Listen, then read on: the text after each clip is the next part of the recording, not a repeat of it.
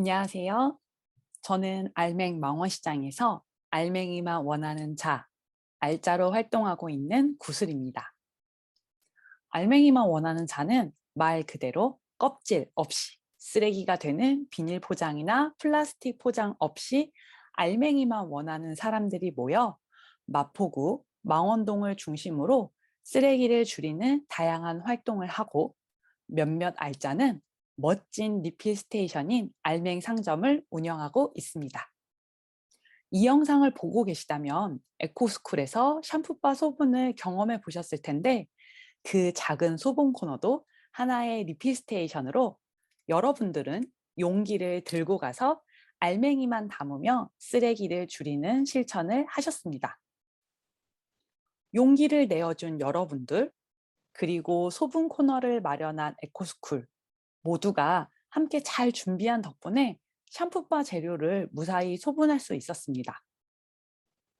우리가 직접 만났다면 이 리필 경험에 대해 이야기도 나누어 보았을 텐데 그게 참 아쉽네요. 필요한 물품을 택배로 받는 것이 매우 일상적인 사회가 되었어요. 만약 여러분들께 이 재료들을 택배로 보내드렸다면 어땠을까요? 여러분들은 용기를 들고 시간을 내어 소분하러 가지도 않고 매우 편하게 재료를 받을 수 있었을 거예요. 그렇다면 강의를 준비하는 우리들은 왜 소분장, 리필 스테이션을 따로 만들었을까요? 여러분들을 귀찮게 하려는 것은 당연히 아니겠죠? 제가 앞으로 하려는 짧은 이야기에 그 이유가 담겨 있습니다. 그럼 함께 알아보실까요? 저는 쓰레기에 대해 열심히 고민하고 생각하는 사람인데요. 이렇게 쓰레기 생각을 많이 하고 좋아하다 보니 쓰레기로 자주 검색도 하고 쓰레기 관련 책도 읽고 공부도 하고 그리고 이렇게 쓰레기 사진도 찍는답니다. 길을 지나가다가 놀랍게 기가 막히게 버려진 쓰레기를 만나면 사진을 찍어요. 버려진 쓰레기들을 잘 관찰하다 보면 많은 사람들이 먹는 것과 관련한 쓰레기들, 음식물 쓰레기들을 굉장히 귀찮아하고 더럽다고 생각하고 혐오하는구나 알게 됩니다. 스스로가 돈을 내고 구입해서 먹던 음식인데도 왜 골칫거리가 되었고 소중히 먹지 않는 걸까 생각이 듭니다. 특히 편의점 음식이나 배달 음식, 이렇게 일회용에 포장된 음식들은 더욱 올바르게 분리배출하지 않는 것도 관찰됩니다. 여기까지는 길거리 쓰레기를 관찰하는 제 취미 생활이었고요. 이제부터 플라스틱을 함께 탐험해 볼까요? 많은 쓰레기 문제들이 있는데 이번 강의에서는 플라스틱에 초점을 맞추어 알아보겠습니다. 플라스틱 인류라는 말이 있을 정도로 우리는 플라스틱 세상에 살아가고 있어요. 자세히 보면, 아니 자세히 보지 않아도 우리 삶은 플라스틱에 둘러싸여 있고 의, 식, 주, 먹고, 입고, 살아가는 우리 삶에 플라스틱은 아주 중요한 소재가 되었습니다. 어느덧 우리는 배달의 민족이 되었고 플라스틱 컵에 플라스틱 빨대가 있는 테이크아웃 커피는 더 이상 특별하지 않습니다. 또 수많은 가전제품, 특히 우리가 사랑하는 휴대전화, 스마트폰은 아침에 눈을 뜨고부터 밤에 잠들기까지 우리와 함께합니다. 무척 사랑해서 많이 바라보고 만지고 있죠. 이렇게 다양한 모습으로 변화무쌍한 플라스틱 덕분에 우리 삶 또한 많이 발전했다고 생각 들어요. 물론 이것이 발전인지 독인지는 고민해 봐야겠죠? 플라스틱은 장점이 많은 소재여서 이렇게 판타스틱한 플라스틱 세상이 되는데 오랜 시간이 걸리지 않았습니다. 지금 화면에 보이는 문구, 화장품, 그리고 옷들 모두 플라스틱이고요. 여러분들의 주변을 둘러보아도 많은 플라스틱이 눈에 보일 거예요. 100년 만에 플라스틱 세상이 될 만큼 플라스틱은 장점이 많은데요. 여러분들은 플라스틱의 장점이 무엇이라고 생각하세요? 바로 가볍고 저렴하고 전자파를 차단하는 기능이 있고 상대적으로 낮은 가공비, 대량 생산이 가능한 것. 이런 것들이 바로 플라스틱의 장점입니다. 그렇다면 이렇게 많은 장점을 가진 좋은 소재인 플라스틱은 어떤 문제를 일으키고 있을까요? 방금 살펴봤듯 플라스틱은 가볍고 저렴하고 가공이 쉽고 이렇게 판타스틱한 소재인데 문제는 이 좋은 소재를 일회용, 플라스틱 포장, 비닐 포장들로 전 세계인 모두가 사용하고 있고 한 번 쓰고 나면 쓸모없는 쓰레기가 되는 것. 이것이 바로 문제가 되고 있습니다. 우리가 마트에 가서 장을 보면 당연한 플라스틱 포장들, 비닐이며 딱딱한 플라스틱 포장이 되어 있고 그래서 우리가 쓰레기를 산 건지 음식을 산 건지 구분이 되질 않고 기업들은 소비자의 욕구를 맞춘다며 더욱 신박한 플라스틱 포장의 제품들을 출시하고 있습니다. 마트의 식품, 음식들을 떠올리면 과일, 채소, 두부, 반찬 등 유통에서부터 플라스틱 포장이 너무나 당연하고 세제나 생필품들도 당연히 플라스틱에 들어 있습니다. 그러다 보니 평범한 일상을 살아가기만 해도 숨만 쉬어도 플라스틱 쓰레기를 계속 배출할 수밖에 없는 삶이 되어버렸습니다. 플라스틱은 단가가 워낙 저렴하니 기업들은 배달 음식, 포장 음식, 테이크아웃 이런 것들을 더욱 홍보하고 권장하고 있어요. 유리컵을 닦는 사람을 고용하는 것보다 일회용 컵을 사용하고 버리는 것이 더욱 저렴하니 알바생 대신 일회용 컵을 쓴다던 매장들도 있었습니다. 이렇듯 플라스틱의 가장 큰 문제는 이 좋은 소재를 일회용으로 치부해 한 번만 쓰고 버리게 되는 구조에 있습니다. 우리는 쓰레기며 플라스틱이며 무수히 버리는 일상을 살아가고 있는데 그렇다면 우리가 배출하는 쓰레기들은 과연 어떻게 되는 걸까요? 분리배출해서 잘 버리면 별 탈 없이 잘 해결되고 있는 걸까요? 저는 주택가에 사는데 쓰레기를 버리는 요일이 되면 골목에 작은 쓰레기 산이 생깁니다. 그리고 그 쓰레기 산은 다음 날 아침이면 어디론가 사라져 버리죠. 어느 날 문득 쓰레기에 대해 아리송함을 느꼈던 것도 이게 대체 어디로 가는 거지? 왜 이걸 치우는 사람들은 밤에 일해야 하는 걸까? 그리고 이렇게 꾸준히 일을 하는 분들은 왜 사회에서 주목하지 않지? 이런 쓰레기와 관련된 다양한 의문이 생겼어요. 우리는 늘상 쓰레기를 산처럼 배출하는데 이것에 대해서는 정보도 없고 나는 참 무지하구나 느껴졌어요. 2018년을 기점으로 조금 더 많은 사람들이 쓰레기에 대해 경각심을 가지게 되는 계기가 있었는데 바로 중국에서 쓰레기 수거 거부로 발생한 쓰레기 대란입니다. 중국은 성장을 하며 많은 자원과 자본을 필요로 했고 전 세계의 쓰레기를 흡수하던 시절이 있었어요. 그러다 2018년 우리는 더 이상 다른 나라의 쓰레기는 필요 없다. 수입하지 않겠다고 선언을 하였고 중국의 쓰레기, 재활용 폐기를 의존하던 나라들은 쓰레기 대란을 겪게 되었죠. 사람들의 쓰레기 배출량은 계속적으로 늘어났는데 우리나라는 대책을 마련하지 않고 있었어요. 중국을 믿고 있었던 거죠. 그러며 몇몇 아파트와 주택가에서는 쓰레기를 수거해 가지 않는 사태가 발생했고 쓰레기가 산처럼 쌓이는 쓰레기가 수거되지 않는 경험을 사람들이 겪게 되어요. 이런 사건들의 영향으로 쓰레기를 고민하는 사람들이 늘었던 것 같습니다. 한 번 쓰고 버리는 것은 너무나 편리하고 쾌적하고 깔끔한 일이에요. 그리고 그런 일회용의 편리함에 우리는 어린 왕자의 여우처럼 너무나 길들여져 버렸어요. 우리나라는 참 안 좋은 걸로 1등을 잘 하는데 플라스틱 소비량도 세계 1위라고 합니다. 이렇듯 편리한 일회용의 문제는 우리나라 그리고 전 세계가 이 쓰레기들을 더 이상 소화할 수 없는 지경에 이르게 되었고, 이런 문제들이 연일 터져 나오고 있습니다. 일회용을 떠올리면 일회용 접시, 물티슈, 빨대, 컵 등을 떠올리는데, 우리가 구입하는 물건들이 포장되어 있는 비닐, 플라스틱들도 한 번 쓰이고 버려지니 일회용이고, 개인이 배출하는 일회용뿐만 아니라 기업, 산업에서도 일회용을 굉장히 많이 사용합니다.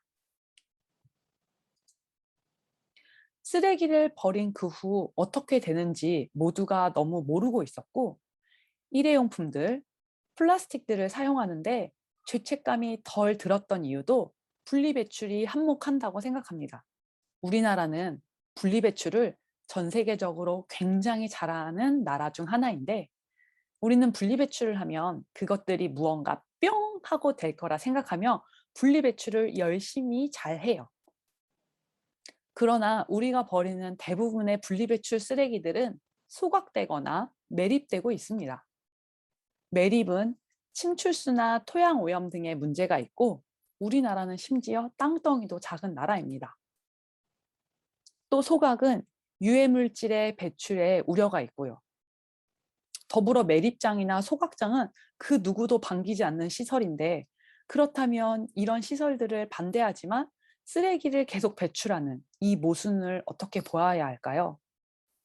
마치 쓰레기는 늘 뿅 하고 사라지는 마법이 있는 것 같았는데, 결국 눈앞에서만 사라질 뿐 우리 모두의 숙제가 되었습니다.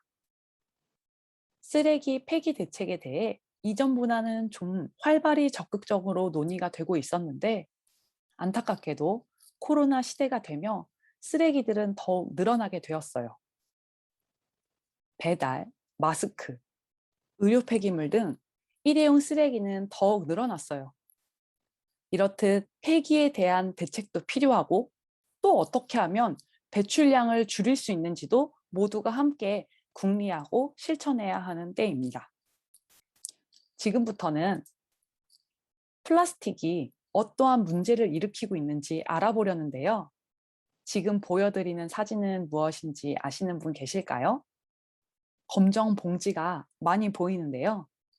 바로 죽은 고래 뱃속에서 나온 비닐봉지들입니다. 해안가에서 죽은 고래가 발견되었고, 사인을 알아보기 위해, 죽은 이유를 알아보기 위해 부검을 진행하였는데, 뱃속에서 이렇게 많은 양의 플라스틱이 나왔고, 원인은 아사, 바로 굶어 죽은 것이라고 합니다. 옆에 바다거북이 또한 이런 작은 플라스틱들이 뱃속에서 나왔고요. 태평양에는 플라스틱으로 된 섬이 존재한다고 많이 알려져 있죠. 들어보셨을 거예요. 바람이나 태풍 등 다양한 요인으로 해안가에서 바다로 유입된 플라스틱들이 해류를 따라 바다의 어느 지점에 모이는 것이죠. 바다로 유입되는 무수한 플라스틱들이 해양 생태계에 영향을 미치고 있는 거고, 해양 생물들만 플라스틱을 섭취하고 있는 게 아니며 플라스틱에 대해 더 큰 경각심을 가지게 한 계기가 생겼습니다. 바로 미세 플라스틱인데요. 작년까지만 해도 미세 플라스틱에 대해 아는 사람들이 무척 드물었어요. 그런데 올해 미세 플라스틱을 이야기하다 보면 학생, 성인들 모두가 알고 계시더라고요. 플라스틱은 다른 자연 소재처럼 분해되어 사라지지 않고 아주 작고 작은 크기로 육안으로는 보이지 않을 정도로 미세하게 쪼개져요. 바다로 흘러간 플라스틱들이 여러 작용을 통해 쪼개지며 바다에 미세 플라스틱이 쌓이고 있고, 우리 또한 그 미세 플라스틱을 섭취하고 있다는 것에 모두가 놀랐습니다. 우리가 플라스틱을 먹고 있었다니. 또 얼마만큼의 미세 플라스틱을 섭취하냐면 일주일에 신용카드 한 장만큼, 한 달이면 칫솔 1개 분량의 미세 플라스틱을 섭취한다고 합니다. 저도 그렇고 여러분들도요. 특히 바다 생물, 소금, 음용수, 페트 음료수, 생수에서 미세 플라스틱이 많이 검출된다고 합니다. 왼쪽 사진에 빨간 실 또한 플라스틱인데요. 호주의 한 과학자가 마트에서 생선 튀김을 구입한 뒤 단면을 잘라 현미경으로 찍어 보았는데 그 생선 튀김에서 발견된 미세 플라스틱이라고 합니다. 종종 미세 플라스틱에 대한 뉴스를 접하는데 공기 중에서도 미세 플라스틱이 떠다니고 이 미세 플라스틱이 인체에 유입되면 간에 쌓인다는 연구가 국내 연구진에 의해 밝혀졌다고 합니다. 이렇듯 플라스틱 세상에서 살아가면서 플라스틱에 대한 문제 또한 거대해졌어요. 그렇다면 우리는 앞으로 어떤 실천을 해야 할까요?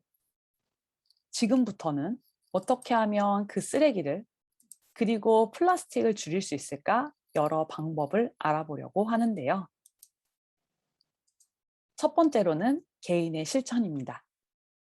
화면에 보이는 이분은 비 존슨이라는 캐나다의 제로 웨이스터로 전 세계적으로 유명한 분이에요. 보시다시피 저 작은 유리병 하나가 4인 가족이 1년 동안 나온 쓰레기라고 하는데 저는 아직도 줄이고 있다고는 하지만 열흘에 이만큼은 나오는 것 같아요. 비 존슨 작가는 일상에서 쓰레기를 줄이며 5R이라는 원칙을 만들었고 이것을 통해 쓰레기를 많이 줄일 수 있다고 제시하고 있습니다. 5R, refuse, 거절하기, reduce, 줄이기, reuse, 재사용, recycle, 재활용, RAT, 퇴비화. 이 5가지 방법들을 통해 쓰레기 배출량을 줄이는 거예요. 거절하기는 애초부터 쓰레기가 될 것들을 거절하는 것으로 빨대, 영수증, 비닐봉지 등 불필요한 것들, 내가 받으면 쓰레기가 될 것들을 받지 않는 것이고 줄이기는 일회용보다는 여러 번 사용할 수 있는 다회용 제품을 사용하며 쓰레기를 줄이는 것으로 이렇게 개인 용기에 음식을 받는 용기대, 텀블러에 음료를 구입, 티백보다는 비닐봉지에 들은 티백보다는 거름망 사용하기, 물티슈보다는 행주나 걸레 사용하기, 핸드타월 대신에는 손수건을 들고 다니며 사용하기, 면 마스크 사용하며 일회용 마스크 줄이기, 이런 것들을 실천할 수 있습니다. 다음으로는 재사용. 재사용은 한 번 쓰고 버리는 것이 아닌 용도를 찾아서 여러 번 다시 쓰는 것입니다. 저는 플라스틱 병이 생기면 잘 씻고 말려서 이렇게 소분 용기로, 이거는 곡식들을 소분해 놓은 건데요. 소분 용기로 다시 사용하고 지퍼백들도 깨끗하게 모아 필요할 때마다 재사용합니다. 이렇게 재사용하는 습관을 들이면 의외로 새 일회용품을 사용하지 않아도 플라스틱의 장점을 누릴 수 있습니다. 다음은 재활용, 분리배출로 요새는 올바른 분리배출에 대해 많이들 알고 계신 것 같아요. 지금 이거는 재사용에 대한 예이고요. 자, 올바른 분리배출. 내용물을 버리고, 비우고, 헹구고, 소재가 다른 것들은 분리하고 같은 소재들끼리 배출한다. 예를 들면 이 탄산수병을 어떻게 버려야 할까요? 요즘에는 이렇게 절취선이 있죠. 이 절취선을 따라서 비닐과 플라스틱을 분리해 배출해야 합니다. 그런데 우리나라 기업들은 절취선을 만들었지만 참 마치 과일 까듯이 이 절취선을 뜯는 게 참 어려워요. 그래도 이렇게 분리해서 버려야 하고, 그리고 가능하면 이 내용물이 마를 수 있도록 뚜껑을 열어 말려서 배출합니다. 이번에는 리필 스테이션을 소개하려고 합니다. 우리는 샴푸바 재료를 소분하며 리필을 경험해 보았는데요. 화장품, 샴푸, 세제, 차, 향신료 등 다양한 것들을 리필할 수 있는 상점이고요. 집에서 가까운 제로 웨이스트 상점, 리필 스테이션을 검색해 보아서 이런 리필 스테이션에서 자기 용기에 리필을 하는 것도 쓰레기를 줄이는 한 방법입니다. 용기를 가지고 가서 내가 원하는 만큼 무게를 재서 살 수 있으니 불필요하게 구입하지 않아도 되고, 세제들은 다 쓰면 빈 용기를 들고 가서 샴푸, 린스, 주방, 세탁세제 등을 리필하여 플라스틱을 아낄 수 있습니다. 또 대부분의 제로 웨이스트 상점은 자원 회수 센터라는 쓰레기를 기증받는 회수의 역할도 하고 있는데, 우리가 그냥 버리면 쓰레기가 되지만 이곳으로 가져다 주면 자원으로 사용됩니다. 멸균팩, 우유팩을 가지고 가면 휴지가 되고요. 작은 플라스틱은 녹여서 치약 짜개 같은 작은 소품을 만듭니다. 커피가루 또한 잘 말려서 가지고 가면 화분이나 연필로 업사이클하는 업체로 보냅니다. 이렇듯 그냥 버리면 쓰레기가 되지만 다시 자원이 될 수 있다면 이것 또한 중요한 실천이라고 생각합니다. 다음으로는 외출 시 발생할 수 있는 플라스틱 줄이는 팁인데요. 갑자기 생길 수 있는 일회용 사용을 방어하기 위해서 다회용을 상시 가지고 다니는 것입니다. 가벼운 에코백 안에 텀블러, 가벼운 용기, 손수건, 수저 젓가락을 가지고 다니면 일회용 사용을 막는 데 도움이 됩니다. 그리고 집에서나 외식을 할 때나 잔반을 남기지 않는 실천도 매우 중요한 실천 중 하나입니다. 플라스틱만큼 음식물 쓰레기 처리에도 많은 문제가 있는데, 잔반을 남기지 않고 음식물 쓰레기를 최소화하려 노력하는 것도 개인이 할 수 있는 큰 실천이라고 생각합니다. 두 번째로 할 수 있는 실천은 혼자 하는 개인의 실천이 조금 허전하고 외롭다고 느껴질 때 에코 동지들을 만드는 활동을 하는 것입니다. 제가 활동하는 알맹의 알짜도 그렇게 시작된 모임이었고요. 카카오톡의 오픈 채팅방 쓰레기 없는 세상을 꿈꾸는 방에서는 개인들이 실천하는 모습들을 공유하기도 하고, 쓰레기 줄이는 팁, 환경 이슈, 좋은 공개 강의 같은 쓰레기와 관련한 많은 정보들이 오가고 있어요.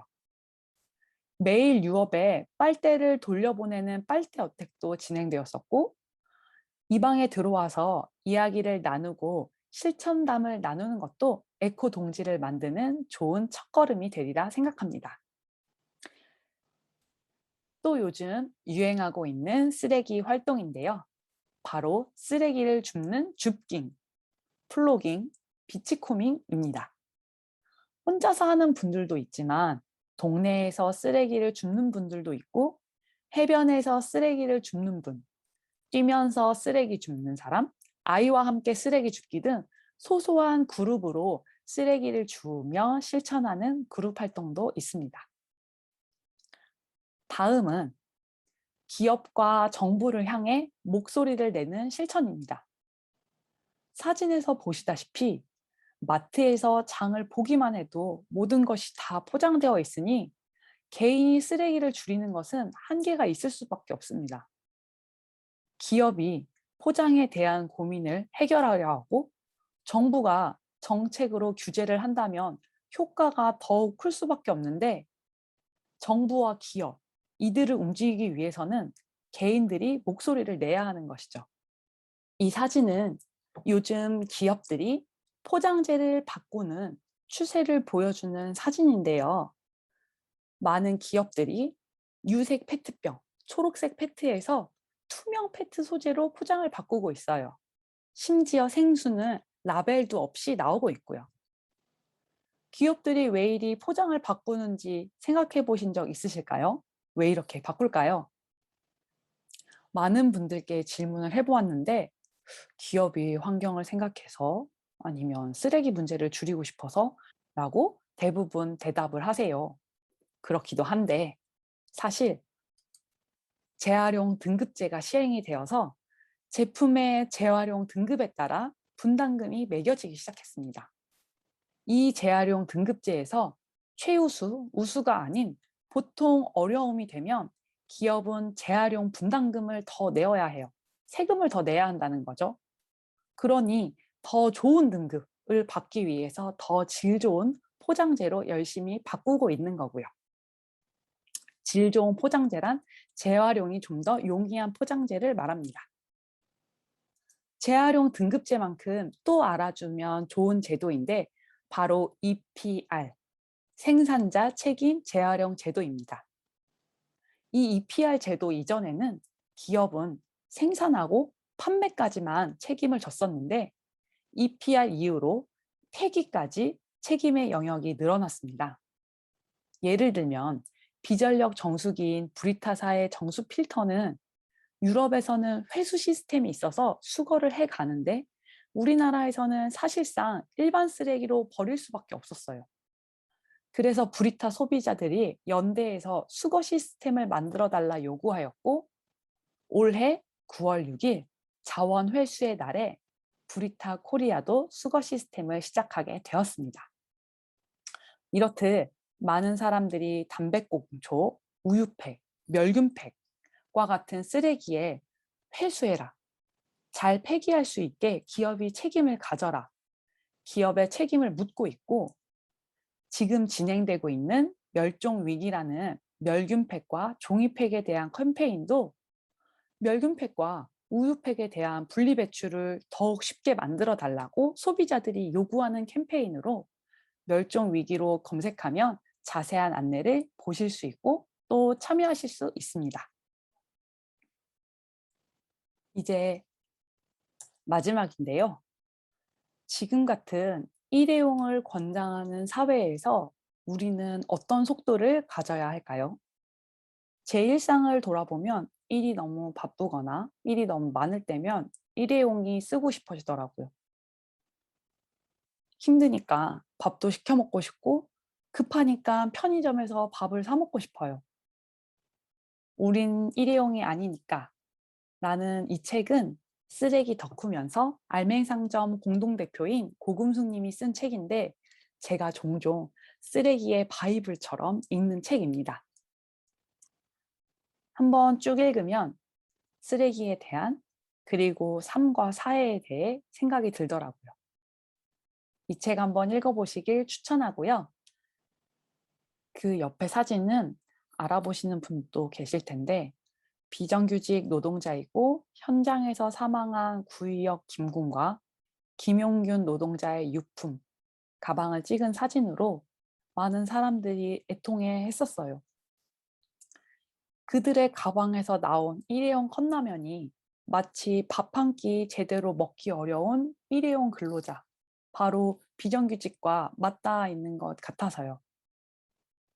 물건뿐만 아니라 사람까지도 마치 일회용처럼 여기는 이런 일회용 권장 사회에 대해 우리는 저항하고 노력해야 하는 때라고 생각합니다. 그리고 이제부터 작은 실천을 하려는데요. 우리 함께 샴푸바를 만들어 볼까요? 여러분들은 가루와 액체 두 개의 용기에 소분을 하셨을 텐데 저는 처음부터 소분하는 모습을 보여드릴게요. 이 재료들은 모두 인터넷에서 구입 가능하고 적은 양보다는 대용량으로 구입하는 게 경제적이고 쓰레기도 적으니 한 달에 한 번 샴푸바를 만드는 샴푸바 친구들 또는 샴푸바 만들기 공동체 이런 모임을 만드는 것도 추천합니다. 우리는 이 샴푸바를 통해 총 3개의 플라스틱을 화장실에서 아웃시킬 수 있고요. 이름을 약산성 샴푸바라고 지었지만 머리부터 발끝까지 올인원으로 사용 가능합니다. 이렇게 샴푸, 바디워시, 폼클렌즈 모두 대체할 수 있는 비누이고요. 그렇다면 재료 소개를 해 볼게요. 여러분들이 소분하셨듯 크게 액상과 가루로 나눌 수 있는데, 가루 재료에는 소디움 코코일 이세치오네이트라는 코코넛 유래 계면 활성제와 노폐물 흡착을 돕는 콘스타치, 옥수수 전분, 색과 약간의 효능을 주는 천연 가루가 들어갑니다. 아래 액상 재료에는 애플워시라는 사과 추출물 계면 활성제와 유연과 보습 역할을 돕는 글리세린, 향과 약간의 효능을 주는 에센셜 오일이 들어갑니다. 샴푸바를 만들 때는 수제비 반죽을 떠올리면 좋은데요. 만드는 것은 매우 간단해요. 가루와 액상의 절묘한 조합입니다.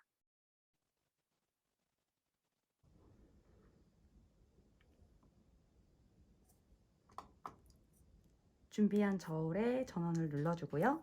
준비한 용기를 올립니다. 0점을 눌러서 0으로 세팅한 뒤에 먼저 SCI 가루 재료를 넣어줄게요. 가루 재료를 70g 넣어줍니다.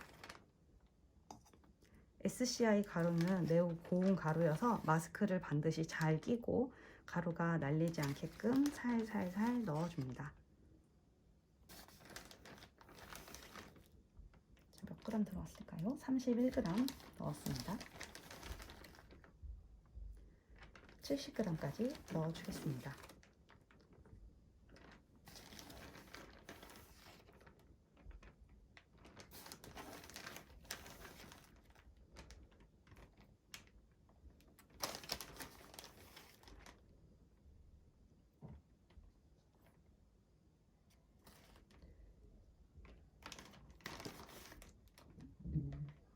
네, 70g을 넣어주었고요.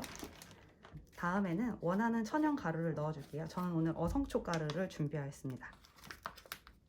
천연 가루를 0점을 맞춘 뒤 한 스푼 또는 약 2g 정도 넣어줍니다. 그러고 나서 모든 가루가 잘 섞일 수 있게끔 살살살, 이때도 가루가 너무 날리지 않게 살살 섞어줍니다. 이렇게 섞는 과정을 먼저 하지 않고 액상 재료를 넣으면은 색깔이 잘 섞이지 않아요.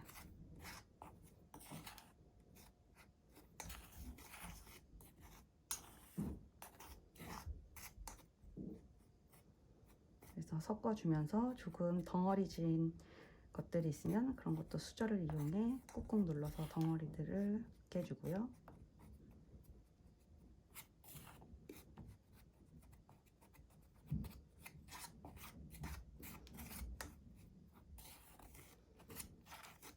이렇게 대략 섞었으면은 액상을 넣어줄게요.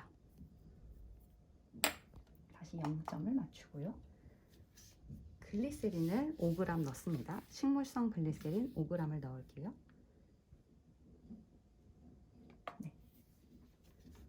어쩌다 보니 6g이 되었네요. 다시 0점을 맞추고, 그럼 액상은 총 20g이 들어가기 때문에 글리세린이 6g 들어갔기 때문에 애플워시는 14g을 넣어줄게요.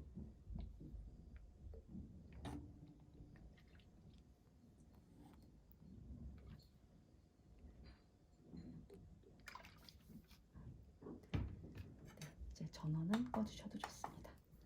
수저를 이용해서 또다시 살살살살, 마치 수제비 반죽을 하듯이 가루와 액체를 잘 섞어주세요.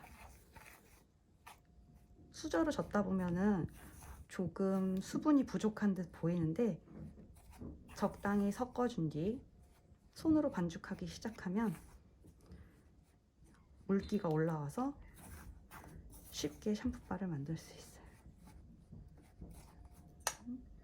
저울도 빼내겠습니다.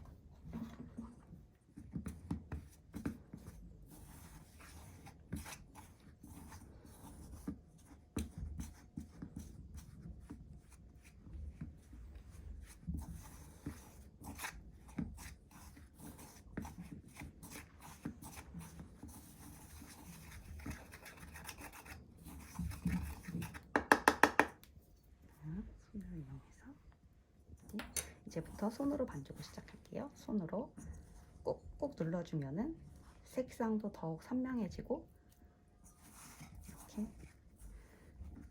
액체가 올라오면서 가루들이 많이 사라져요.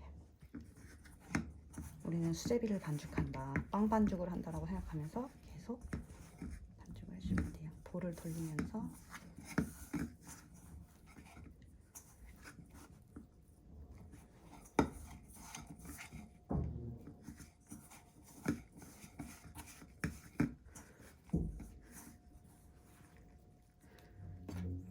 만약 너무 질어서 가루가 더 필요하다고 느껴지시면은 집에 있는 감자 전분이나 옥수수 전분, 전분가루나 밀가루 가루를 넣어주시면 되고요. 너무 액체가 부족해서 건조하다 싶으면은 끓인 물 같은 거를 넣어주셔도 좋습니다.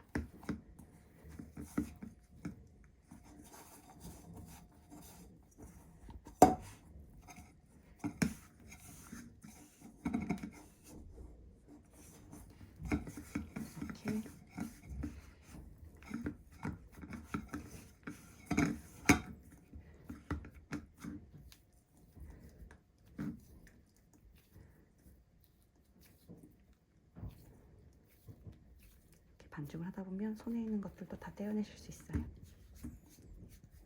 아까우니 손에 붙어 있는 것들도 손을 비비면서 제거해 주세요.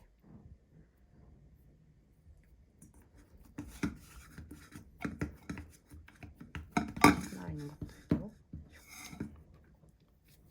그래서 이제 나는 어떤 비누 모양을 만들어 볼까 상상을 해보며 그 모양을 만들어 주세요.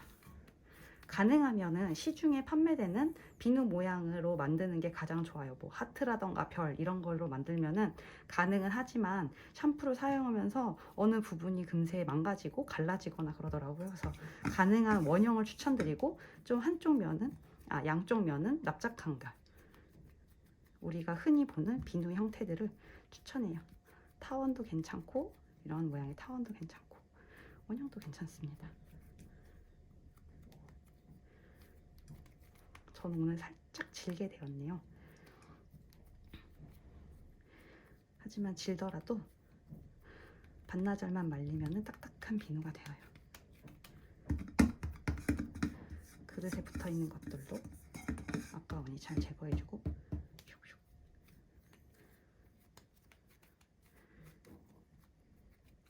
어느덧 비누 모양이 되고 있습니다.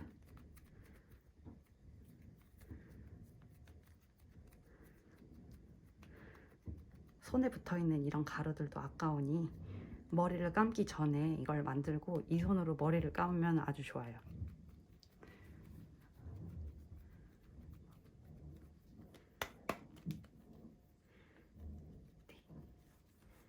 짜잔! 이렇게 샴푸바가 완성이 되었고 그냥 이 볼 같은 데 얹어놓고서 반나절만 말려도 금세 딱딱해지는 샴푸바를 만나실 수 있으세요.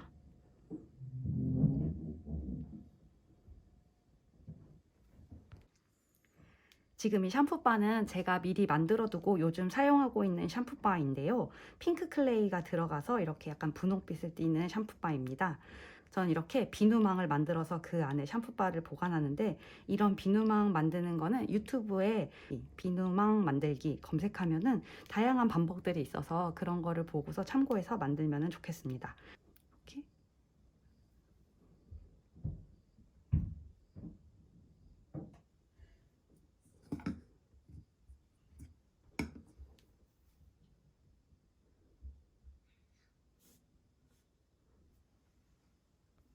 샴푸바 만들기 어떠셨어요? 많이 어렵지 않으셨죠?